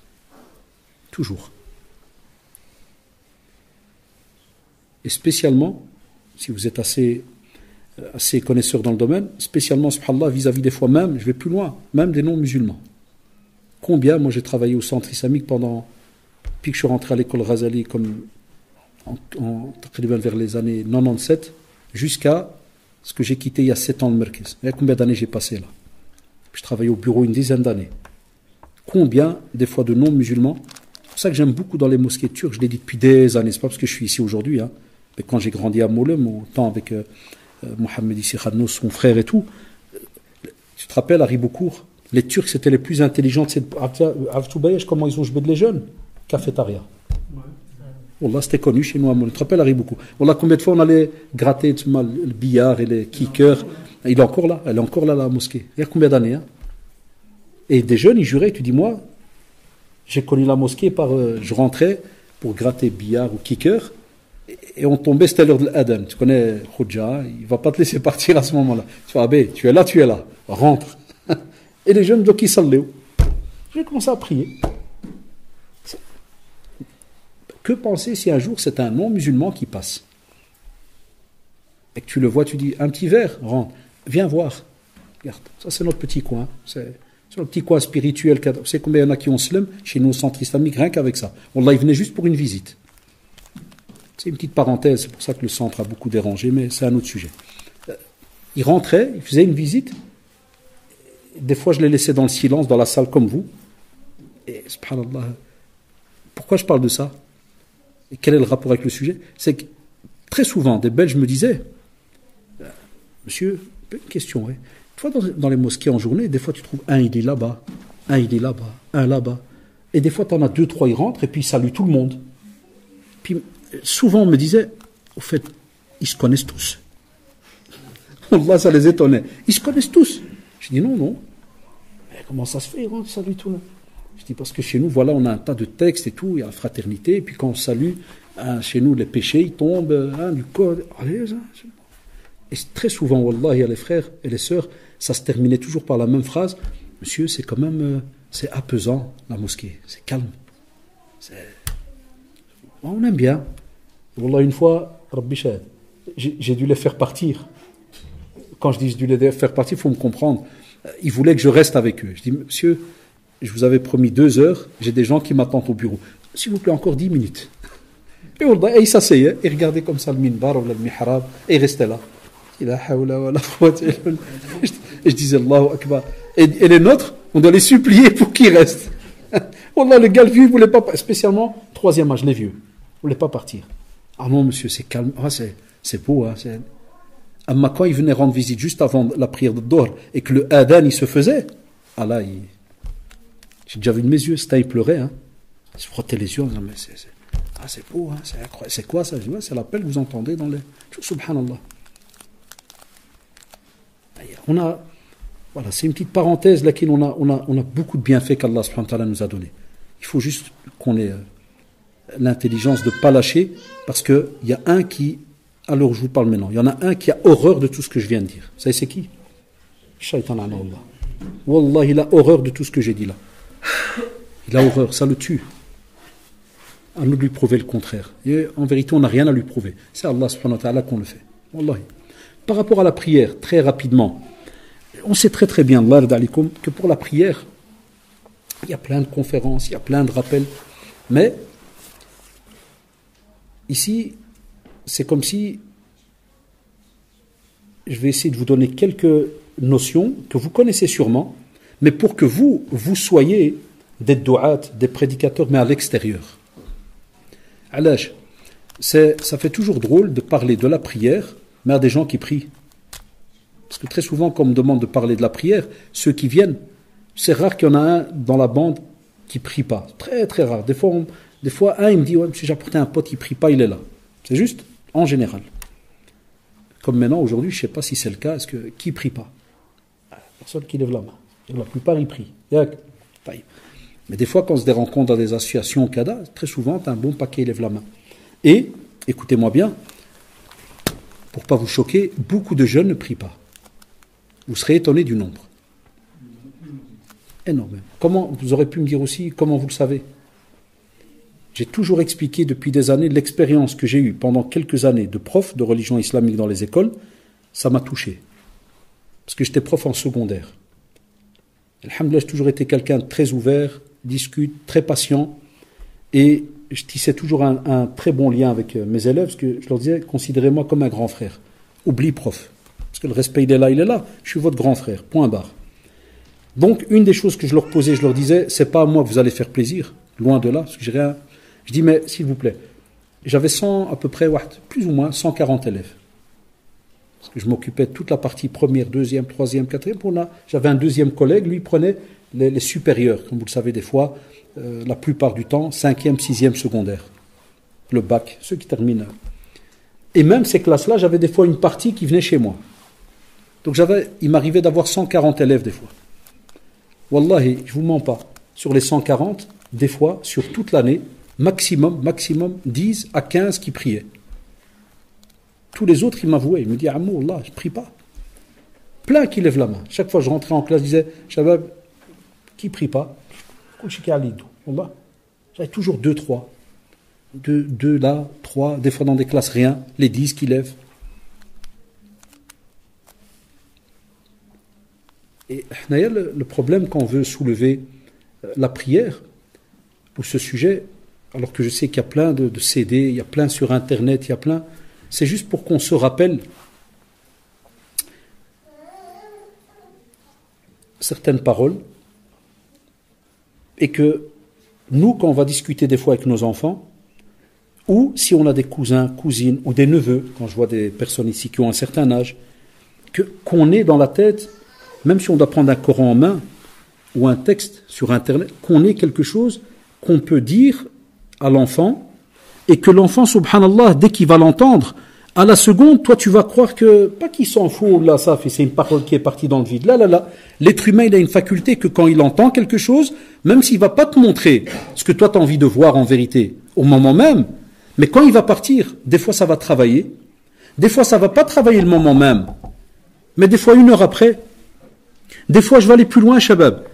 Il vous le dira, c'est pour ça que je le cite, parce que passé une partie de ma vie avec son frère, et même eux, c'est pas qu'on se fréquentait beaucoup, mais c'était plus avec son frère, mais ils rôdaient autour.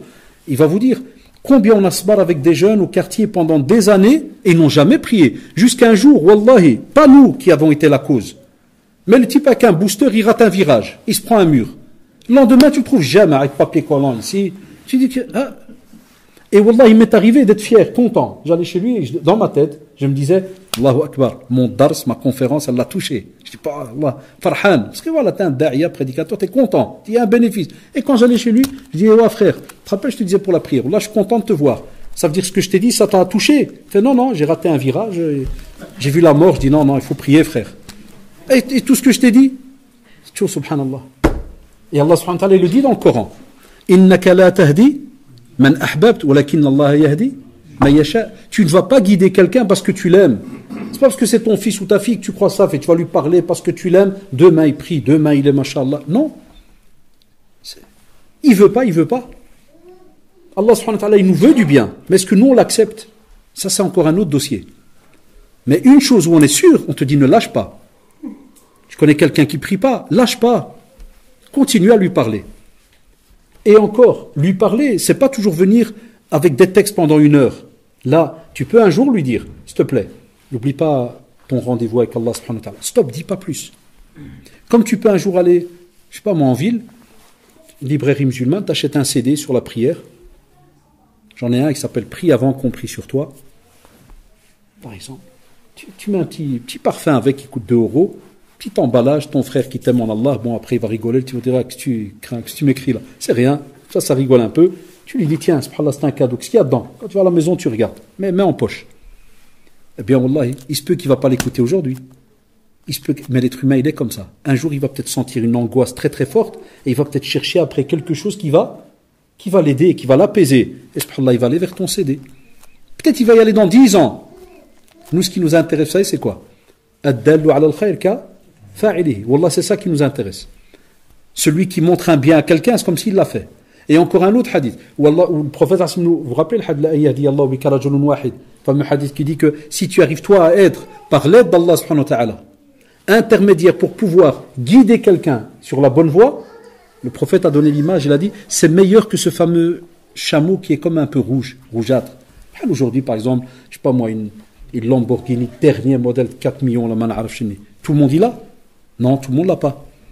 Mais tout le monde espère, et en général, on aurait envie de l'avoir. On te dit c'est la même chose. Ça veut dire que ça n'a pas de prix. Que tu arrives à ouvrir les yeux de quelqu'un, le cœur de quelqu'un, wallahi, ça n'a pas de prix. Garçons et filles, les deux, même les mamans, les sœurs qui m'entendent. Que, le problème, ils prient pas, ça fait. Soit on va commencer à l'insulter, à kafir, à kada, à ceci, on croit qu'en lui coupant la parole, c'est fini, kada. Bon, les mêmes histoires, comme d'habitude. Prière, hijab, le voile, ceci, cela. Et on est parti en guerre, là. Peut-être que ça marchait entre guillemets quand on était au village et que le jeune il savait pas où harab, il savait pas où cavaler. Au village il sort de cette maison, s'il va chez le cousin ou le cousin, quoi, t'as harab de la maison, pas de problème avec ton père, retourne chez ta mère, yallah, dégage, pars, parce que c'était fermé. Ici pas. S'il sort, il va où? Il va trouver qui va l'aider. D'accord, donc c'est important quand on parle de la prière, de se dire premièrement. Et là, vous avez la sourate 74. Gardez-la en tête. Sourate 74. Où Allah subhanahu wa ta'ala, il parle justement des gens de la droite. Illa ashab al-yamin. En général, dès qu'on parle de la droite et le jour du jugement dernier, ça veut dire qu'on est déjà dans la réussite. Parce qu'il y a ashab shimal, Allah fait ceux de la gauche, ce qui est jahannam et autres, musiba. Et on a ashab al-yamin. Dès qu'on entend ashab al-yamin, Allahu akbar. Hatta yawm al-qiyamah, mais on ne le voit pas. Mais on espère. On invoque Allah subhanahu wa ta'ala. Même la main droite, de nouveau. Qu'est-ce que ça vous rappelle? فَأَمَّا مَنْ أُوتِيَ اللَّهُ رَضَى عَلَيْكَ فَأَمَّا مَنْ أُوتِيَ كِتَابَهُ بِيَمِينِهِ. Mais on aura aussi وَرَاءَ ظَهْرِهِ. C'est-à-dire celui qui recevra son livre, ses archives. Et à peine tu le reçois avec ta main droite, ça veut dire Allahu akbar. L'examen il est bon. T'es heureux. Et il courra vers sa famille, masrour, content, incroyable. Mais il te dit, illa ashab al-yamin fi jannatin yatasa'alun 'anil mujrimin. Subhanallah, on vous dit que certains seront au paradis et ils vont se rappeler leurs amis ou certains qu'ils connaissaient sur terre. Et ils vont dire, où est un tel? Et ce qui fait, subhanallah, c'est pour ça que même le ton de la voix elle change après, parce que c'est un peu lourd. Ce qui fait mal, c'est qu'Allah il nous prévient à l'avance et nous on est ingrats des fois. On sait ce qui nous attend, les shabab, wallahi. On sait ce qui nous attend. C'est imma al-jannah, imma nar. Qu'Allah nous préserve. Et nous préserve tous. Ils vont leur dire, ma salakakum fi saqar. Donc ils vont voir ceux qui ont été ingrats là sur terre, qui ont fait n'importe quoi, et subhanallah, Allah nous prévient à l'avance. On va leur demander, parce c'est comme si on va les reconnaître, on va voir quelqu'un là, on dit, oh là, Allah, qu'est-ce que tu fais là toi? Ma salakakum fi saqar. Saqar c'est un des noms de Jahannam. Qu'est-ce qui vous a mis Jahannam? Qu'est-ce qu'ils vont dire? Qalu lam naku min al-musallin. Allahu akbar. Il n'a pas dit subhanahu wa ta'ala. Qalu lam naku min al-musallin, ça veut dire on n'était pas de ceux qui priaient. Ils n'ont pas dit on n'était pas de ceux qui donnaient de sadaqa ou ceci. Ça c'est au début. Il a pris d'abord la prière. Parce que juste après il va y avoir l'aumône et nourrir les pauvres. قالوا لم نكن من المصلين ولم نكن نطعم المسكين. On va même plus loin. On va voir même comme réponse وكنا نخوض مع الخائضين حتى أتانا اليقين. Ça veut dire que même ceux qui des fois Allah dans leur manière de parler, qui racontent n'importe quoi, et incroyable, on était avec eux. Jusqu'à ce qu'on a vu avec certitude la vérité. Et c'est quoi? On est Jahannam là. Voilà, Moussiba. De la prière. Et c'est pour cela que le prophète sallallahu alayhi wa sallam, et on doit le rappeler à nos jeunes, c'est que aujourd'hui, alhamdoulilah, tout le monde le sait ici, je suis sûr, aujourd'hui on prie combien de prières? 5. Et à la base elles étaient combien? 5. Taïb.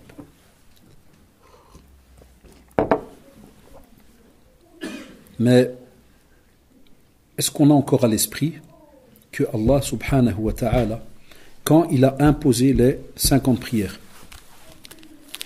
est-ce qu'on a appris à nos enfants depuis qu'ils sont petits que le prophète sallallahu alayhi wa sallam, quand il est descendu et qu'il a reçu cet ordre, rappelez-vous, il a rencontré qui? Moïse alayhi salam. Et le prophète sallallahu alayhi wa sallam lui a raconté, il lui a dit voilà, vous connaissez l'histoire, il lui a dit Allah a ordonné pour ma communauté 50 prières. Tchouf, Moussa alayhi salam, il était déjà prophète avant Muhammad sallallahu alayhi wa sallam. Et justement, il a goûté c'est quoi être prophète, et il a goûté c'est quoi aussi une communauté qui des fois veut pas écouter les ordres, fait le contraire, désobéit, ceci, cela. Il a vu c'est quoi la faiblesse de l'être humain, ça. Et donc qu'est-ce qu'il lui a dit? Il a dit s'il te plaît, remonte chez Allah subhanahu wa ta'ala et demande le tarfif, qu'il diminue, qu'il apaise un peu ça, qu'il allège afwan, diminue. Et vous connaissez tous l'histoire. Il est monté, puis il est revenu, il lui a dit autant, non, il lui a dit ils vont pas le faire, ils vont jusqu'à arriver à 5. Allahu Akbar. Rien que là, si on devait s'arrêter, il y a les jeunes, parlez avec vos amis de ça. Rien que ça, on devrait être gêné que notre prophète sallallahu alayhi wa sallam, il a dû, si je vous donnais un exemple de dunya sur terre, imagine quand tu as quelqu'un que tu respectes, tu es gêné devant lui, t'imagines retourner, entre guillemets, mendier chez cette personne 10 fois d'affilée, t'es gêné ou pas? Tu vas te dire, non, les gars, j'ai été tout à l'heure, je parte. Ça, c'est entre êtres humains. Imagine le prophète, sallallahu alayhi wa sallam, bi abi huwa wa ummi, il est remonté plusieurs fois. Pour qui? Billah alaykum, pour qui? Lui, il a le paradis. Pour qui il a eu? Pour nous. C'est ça qu'on doit dire à nos jeunes. Pour qui est-ce qu'il s'est crevé, sallallahu alayhi wa sallam? Il est, mesquin, toute sa vie, il a été blessé, ceci, cela, frappé, quand on voit les batailles, il a été, Allahu Akbar, pour qui? Pour nous. Et après tout ça, regardez la rahma d'Allah subhanahu wa ta'ala. Wallah, même Allah, il nous aime, et vous le savez. Il lui a dit pour chaque prière, il a dit, stop, voilà, maintenant, c'est comme ça que ça va être imposé. C'est 5 prières. Chaque prière, je leur donnerai l'équivalence de 10. Shabab, Moussa, alayhi salam. Vous êtes au courant ce qu'il a dit après au prophète sallallahu alayhi wa sallam? Est-ce qu'il lui a dit, non 5? Ben 5 c'est bon. Voilà, cher frère, Zakallah, t'as fait avec ta tête non. Il lui a fait comprendre quoi? Ils vont pas le faire. Il avait raison? Pour un bon paquet, oui. Allahu Akbar. Donc, des fois, je dis à certains jeunes, quand ils prient pas, je leur dis, les gars, est-ce que tu aimes le prophète sallallahu alayhi wa sallam? Il n'y a pas un jeune, Wallah, j'ai déjà parlé, même chez nos quartiers, à Riboukourd, même des jeunes, même, comme on dit, toxicomanes, kada, quand il est dans sa petite minute où il est bien, Wallah, quand tu aimes le prophète, Wallah, jamais un d'entre eux m'a dit, non, j'aime pas. Jamais, Wallah. 30 ans que je fais la prédication. Cette année, 30 ans. Jamais quelqu'un m'a dit, non, j'aime pas. Ils aiment. Je lui dis, tu l'aimes, yak, naam. Tu le respectes, naam. Est-ce que tu ferais, toi, faire à ton père ou à ta mère 50 fois un aller-retour pour un truc, à ta place? La plupart des jeunes, ils répondent tout le temps la même chose. Non, non, monsieur, c'est la honte, ça se fait pas. Je dis, Alaj, il faut respecter, monsieur. Pas... Je dis, tu sais que le prophète sallam, il est mieux que ta mère, ma mère, ton père, mon père, tous les êtres humains de cette terre? Ouais, monsieur. Alors comment tu me dis que tu le respectes si tu pries pas et qu'il a fait, lui, plusieurs allers-retours pour toi? Voilà, et on entame le débat avec. Et on discute, petit à petit. Parce que c'est ce qu'il a fait, sallallahu alayhi wa sallam. Et des fois, ça arrive. On doit accepter que l'erreur, elle ne vient pas des jeunes. Je sais que ce que je vais dire, ça va être embêtant. Ne le prenez pas mal. Je sais que vous êtes assez mature de ce côté-là. Si on devait aller revoir comment est-ce qu'on a, nous, appris à prier, je vous défie. C'est rare que je fais des défis. Et je ne crois pas que j'ai l'occasion avec une béquille de le faire, mais vous me comprenez. Je vous défie, est-ce que toute la salle ici, même moi qui vous parle, est-ce que nous on a appris, depuis qu'on a 7 ans, on a appris la prière avec, écoutez bien, avec un cours de tafsir, d'exégèse, avec un cours de aqidah, je vais vous expliquer pourquoi après, avec un cours de sira, et avec un cours de dhikr.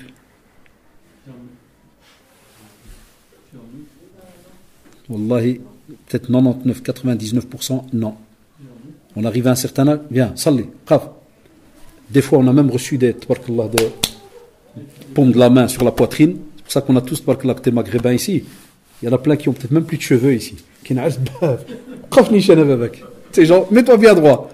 Ça faisait rigoler. On était tout le monde se retrouve comment il bouge. Tout l'afrit, tout le kada. Et ça rigolait, il grandit, jusqu'à ce que dans nos familles, la plupart du temps, dès qu'il a un certain âge, qu'est-ce qu'on fait? Les parents, ils lâchent les bras. Et de temps en temps, qu'est-ce qu'ils font? T'as prié. Bon, si ton fils, c'est un baratineur de la mort, qu'est-ce qu'il fait? Oullah. Et au plus il fait une shidda, au plus il fait au plus, c'est vrai. C'est tout ce qu'on a comme thermomètre. Dès qu'il fait Wallah, jusqu'au jour où tu as le Hassan. A'udhu billah, munafiq, l'hypocrite, salam alaikum. Pourquoi est-ce que j'ai parlé de cours de langue arabe, de aqidah, de tafsir, de shabab?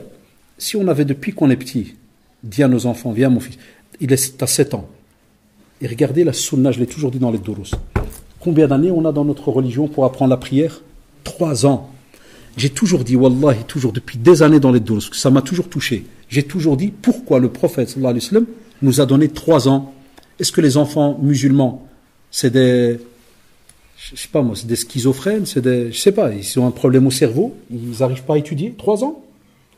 La preuve, c'est faux ce que je dis. À l'âge, puisque on a des petits bébés, des fois de 2 ans, 2 ans et demi, wallah, il te fait la prière complète. J'ai eu 5 enfants, j'ai vu de mes yeux. 2 ans et demi, j'en ai eu, wallah, de 2 ans et demi, il sait Allahu Akbar jusque Tahiyatou. Donc pourquoi 3 ans? Ya Shabab, pourquoi 3 ans? On ne s'est jamais posé la question. Oh, il nous a donné 3 ans, juste pour qu'il monte, il descend, il monte, il descend. Deuxièmement, même si vous m'aurez dit, non, oui, 3 ans parce que c'était un petit. Alors pourquoi nous oblige à aller à l'école à 6 ans? Si c'était interdit ou bien si c'était pas bon pour notre santé? C'est juste ou pas?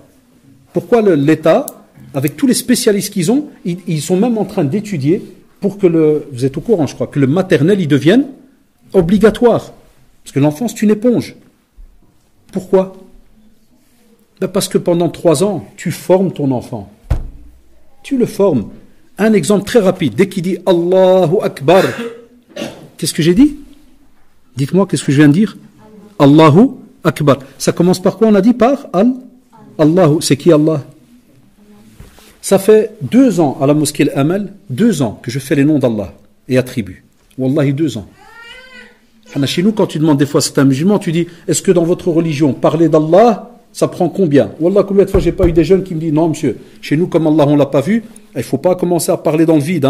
Qul Allahu ahad, Allahu samad, lam yalid wa lam yulad, wa lam yakul lahu kufuwan ahad. Stop, monsieur. Il faut pas aller plus loin. Et je dis les 99 noms d'Allah, les 99 là. Combien de trésors il y a dans chaque nom?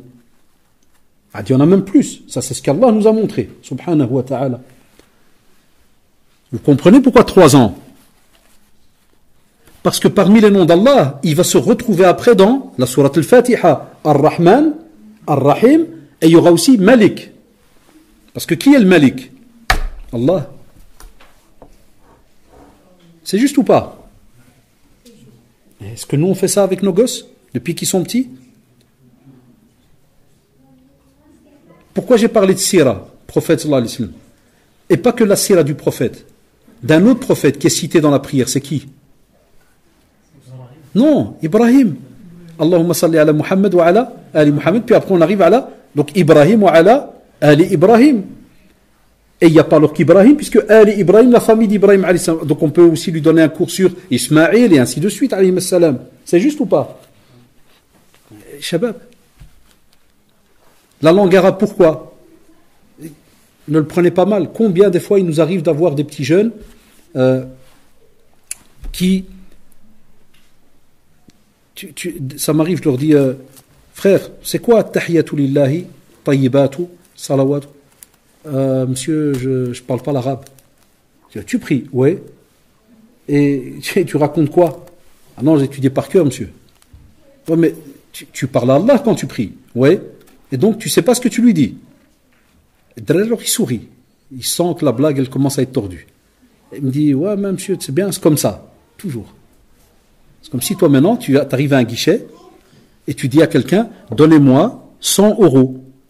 Et quand la personne te sort un billet de 100, et quand la personne te sort 100, qu'est-ce que tu fais toi? Tu dis au revoir. Et tu laisses les 100 et tu pars. Le gars qui est derrière le guichet, qu'est-ce qu'il va dire? T'es un fou ou pas? Et Wallah que t'es un fou. Eh bien, Wallahi, on fait la même chose. De nouveau, nos enfants répètent Ihdina, ils demandent ou pas? Ihdina sirat al-mustaqim. Est-ce qu'ils ont demandé ou pas? Ils ont demandé. Qu'est-ce qu'ils ont demandé?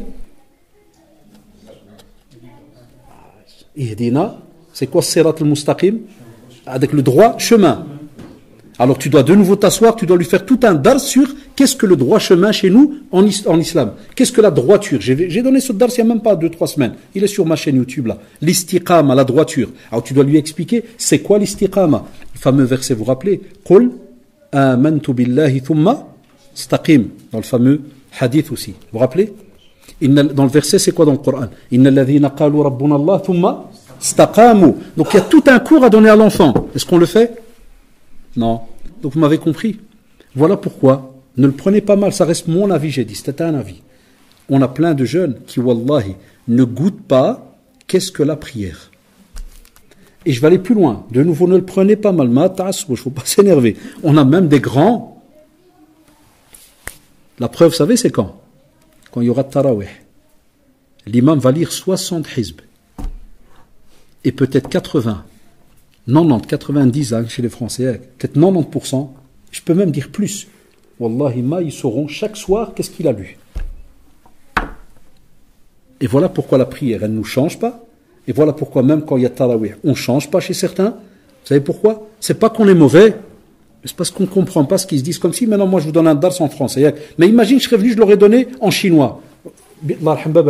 Soit vous serez levé, soit par respect, vous aurez dit ah c'est Haddash, laisse-le, il est peut-être fou aujourd'hui. On va quand même, on va le respecter, on va rester assis. Mais à la fin, le résultat est le même, on n'a rien compris. C'est juste? C'est ce qu'on fait avec Allah subhanahu wa ta'ala, catastrophique. C'est comme si le gars, et Allah accorde-moi le droit chemin. Puis si je te dis, qu'est-ce que tu viens de dire? Non, je ne parle pas l'arabe. Si, tu viens de dire Ihdina sirat. Non, ouais, c'est juste, je l'ai dit, mais je ne comprends pas l'arabe, frère. Donc tu as demandé quoi alors? Ah, j'ai demandé quelque chose. Mais si, il t'a dit Ihdina sirat al-mustaqim. Ah ben c'est bien, Allah ibarak. Ouais, il y en a qui l'ont découvert après 20 ans. C'est qui cela? Eh bien, je le vois, ma belle-mère, qui avait des cours avec des mamans à la mosquée, elle me dit des mamans, 60 ans. Donc ils jouent, ils viennent apprendre un peu le Coran, et ils pleurent. Ah, c'est ça que ça veut dire quand on dit. Ah, c'est. 60 ans, ça veut dire que tu pries depuis l'âge. Je prie depuis 10 ans, depuis que j'ai 10 ans. 50 ans de salat. Et on ne savait pas ce qu'on disait. Et tu veux que les jeunes d'aujourd'hui, avec tout ce qu'ils voient autour d'eux, ils vont comprendre la prière en 5 minutes? Et ils vont la ressentir dans leur cœur? Et je vous en passe les autres hadiths, comme vous le savez, où le prophète sallallahu alayhi wa sallam il a dit Al-ahdu alladhi baynana wa baynahum as-salah, faman tarakaha faqad kafar. Ça fait mal, l'ahfad. C'est lourd. C'est comme l'autre hadith aussi, c'est-à-dire la différence entre nous et ceux, les autres, par exemple. L'ahfad, il y a quelle différence? La salah, la prière. Et s'il n'y a pas, on ne doit pas avoir peur de le dire, parce que c'est un texte prophétique, il est authentique. Il sort de la religion. Dans un autre hadith, la différence entre l'homme et le shirk. C'est quoi? Là, le prophète dans le hadith musulman, il a dit entre le shirk et le kufr. Donc il les a mis ensemble, le shirk et le kufr. Il a dit c'est quoi? L'abandon de la prière. Et là où c'est encore plus grave, c'est que à chaque fois Allah il te donne des bénéfices subhanahu wa ta'ala, il te donne des yeux, il te donne un tas de choses. Il te dit juste de remercier. C'est combien? 4 minutes x 5. 20 minutes par jour pour 24 heures. On va plus loin. Vous êtes assis ici, il y a un hadith du prophète d'après Ibn Omar, radiallahu anhu, c'est le fils d'Omar ibn Khattab, radiallahu anhu. Tu dis la prière en groupe, elle dépasse la prière que tu pries seul à la maison, 27 degrés. Daraja. Vous voyez, maintenant vous êtes assis là, 27 degrés par rapport à ceux-là qui prient tout seul à la maison.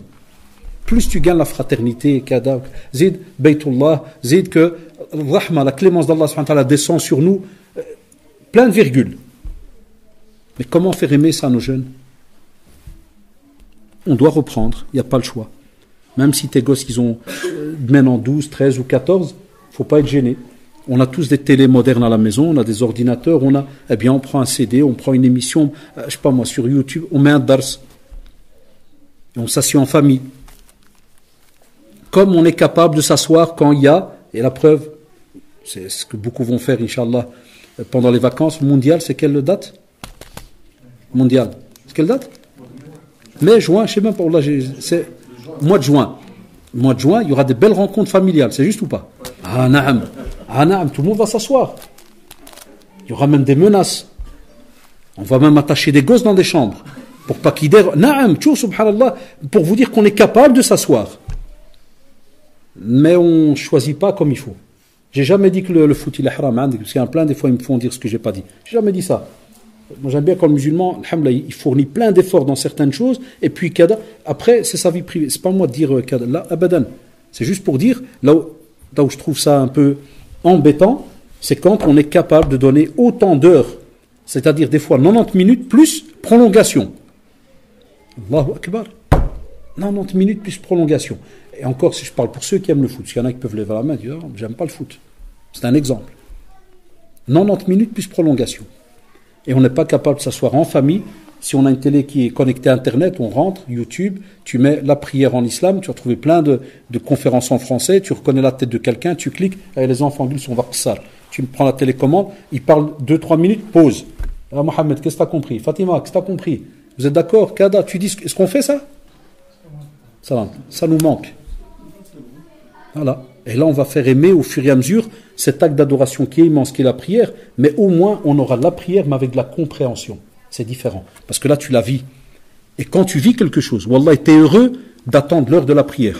Comme maintenant, on va faire l'adhan, bien, ceux qui savent vraiment quel est le poids de la prière, ils sont heureux de rien que de se mettre vers la qibla, parce qu'ils savent qu'Allah subhanahu wa ta'ala va les écouter. Tu vis ça. Comme disait le prophète, c'était son meilleur moment d'apaisement. Et je termine, avant de mourir, sallallahu alayhi wa sallam, il était avec son épouse Aïcha radiallahu anha. Qu'est-ce qu'il a répété parmi les dernières phrases? Est-ce qu'il a dit à Aïcha radiallahu anha, tu vas me manquer, je t'ai aimé, tu étais la femme la plus, mashallah, qui m'a aidé, qui m'a soutenu? Non, qu'est-ce qu'il disait? As-salah, as-salah, as-salah. 3 fois avant de mourir. Et avant de dire Bali Rafiq al-A'la ou Kada, et lorsqu'il a parlé de Sakarat al-Maut, il ressentait les affres de la mort. Qu'est-ce qu'il répétait? As-salah, as-salah, as-salah. Subhanallah. Et nous, qu'est-ce qu'on en a fait? C'est pour ça qu'on doit...